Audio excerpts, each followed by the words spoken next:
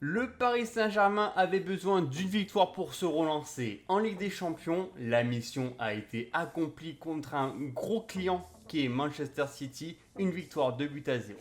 On va revoir tous ensemble dans cette vidéo ce qui s'est passé, quelle a été la composition d'avant-match, les enseignements qu'on peut tirer et on va aussi voir en fin de vidéo les résultats des autres rencontres de la Ligue des Champions.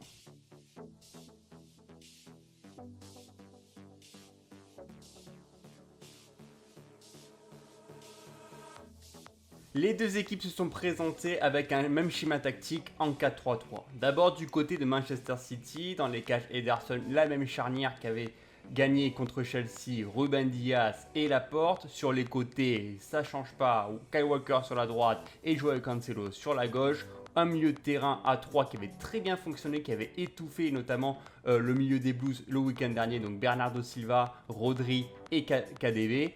Enfin devant, c'est une triplette un petit peu inédite avec Sterling en poste de numéro 9 qui n'a pas forcément réussi un match complet, Mahrez sur le côté droit et la recrue Jack Grealish sur le côté gauche.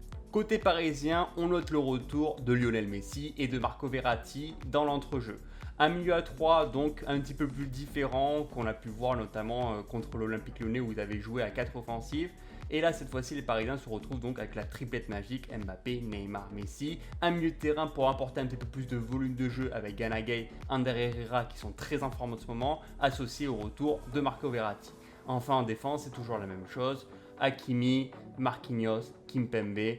Et la petite nouveauté, c'est Nuno Mendes sur le côté gauche et également Donnarumma qui est donc évolue et joue son premier match de Ligue des Champions de son histoire. Le match était attendu comme un gros choc de cette Ligue des Champions entre les deux derniers demi-finalistes de la dernière édition qui s'étaient déjà affrontés et qui s'étaient soldés par 2 victoires Citizens.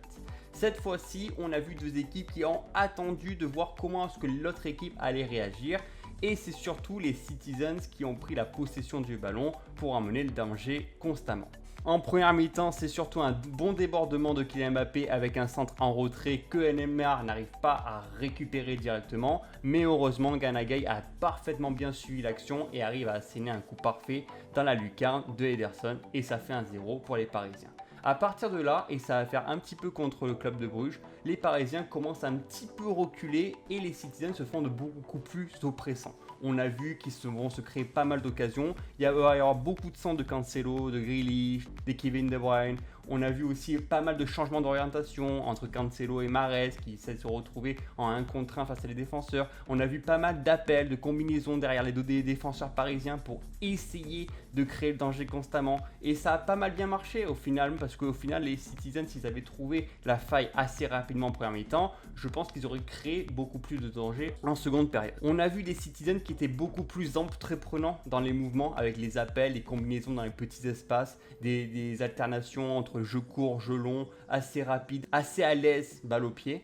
On a vu aussi pas mal d'appels dans le dos des Parisiens pour essayer de déstabiliser encore plus ce bloc assez compact parisien lorsqu'ils avaient ouvert le. Malheureusement, ce qui leur manque encore aux Citizens, c'est d'être assez tranchants dans les derniers mètres et on a vu qu'ils ont encore du mal à tuer le match. On a vraiment vu qu'il leur manquait vraiment un véritable numéro 9 qui peut être là pour terminer le score et être plus tranchant dans les derniers mètres. Côté parisien, on a vu que le retour de Marco Verratti a été primordial. On sentait vraiment que cet élément manquant du milieu parisien et c'est lui qui a apporté un petit peu plus de volume de jeu aux Parisiens. C'est lui qui a fait les pressings suffisants pour embêter un petit peu plus les Anglais et c'est lui aussi qui va soutenir constamment la défense qui était un petit peu affolée dans les moments compliqués. Ce que j'ai bien aimé aussi en première mi-temps, c'est qu'il y a Mbappé qui se retrouve un petit peu sur le côté, qui peut donc faire des passes, faire des centres,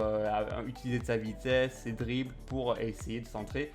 Ça a offert le but. Ça a offert une deuxième action avec un Ander Herrera qui s'est retrouvé totalement esselé aux abords de la surface. Et ça a même offert une troisième occasion, je crois, après un corner où Marquinhos est trop court pour récupérer la balle. Et je pense que voilà, Kylian Mbappé, je le préfère quand même beaucoup plus sur un côté que dans l'axe. Par contre, attention, niveau parisien, c'est les latéraux. Ils sont beaucoup trop loin de leurs centraux et je trouve qu'ils ne pressent pas assez l'adversaire.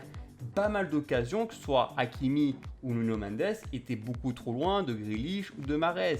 Et donc, ça a créé une sorte de déséquilibre et un désordre dans les rangs parisiens.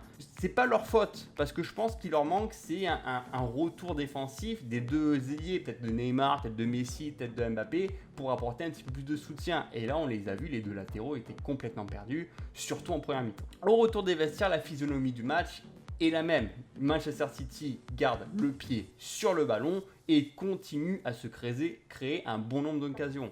On a vu encore une fois des excellents appels de Sterling, des passes bien dans la profondeur de Joao Cancelo, mais malheureusement, ils ont buté sur un bon gardien qui était Donnarumma ce soir et qui a été exceptionnel. Finalement, les Parisiens ont laissé le ballon aux Citizens, ils ont essayé de se créer plus d'occasions dans les phases de transition et c'est comme ça que ça a offert le deuxième but à peu près à la 75e minute. Un bon débordement de Lionel Messi avec une combinaison avec Neymar, il me semble. Et du coup, imparable, la frappe de Lionel Messi aux abords de la surface, aux 25 mètres. Ça va directement à la lucarne. Premier but parisien pour Lionel Messi, qui ne nous avait pas forcément donné satisfaction tout au long de la rencontre, mais qui a su débloquer la situation et permettre aux Parisiens d'être beaucoup plus libres et de gagner ce match tant important dans ce groupe. Commençons d'abord avec les flops. Raheem Sterling, malheureusement, ce n'est pas un numéro 9 de métier. Malgré quelques bons appels, malgré quelques bonnes courses dans la profondeur qui a pu surprendre un petit peu plus les dos des adversaires parisiens, c'est pas un joueur qui arrive à conserver la balle et c'est pas un joueur qui arrive à tirer de haut but. Et malheureusement, Sterling n'a rien à faire à cette position-là. Le deuxième flop, je dirais Riyad Mahrez. Le nombre d'occasions qui s'est retrouvé en 1 contre 1 contre Nuno Mendes et le nombre d'occasions gâchées parce qu'il n'arrive pas à percuter suffisamment, parce qu'il n'arrive pas à éliminer son vis-à-vis, parce qu'il n'arrive pas à centrer suffisamment, parce que même ses frappes sont trop molles pour surprendre Donnarumma. Alors mon dernier flop, j'allais mettre Lionel Messi parce que j'allais me dire mais qu'est-ce que fait Lionel Messi dans cet effectif? Qu'est-ce qu'il fait dans ce 11 de départ? Pourquoi est-ce qu'il ne fait jamais des replis défensifs? Pourquoi est-ce qu'il est toujours constamment en train de marcher sur le terrain et de ne jamais se proposer?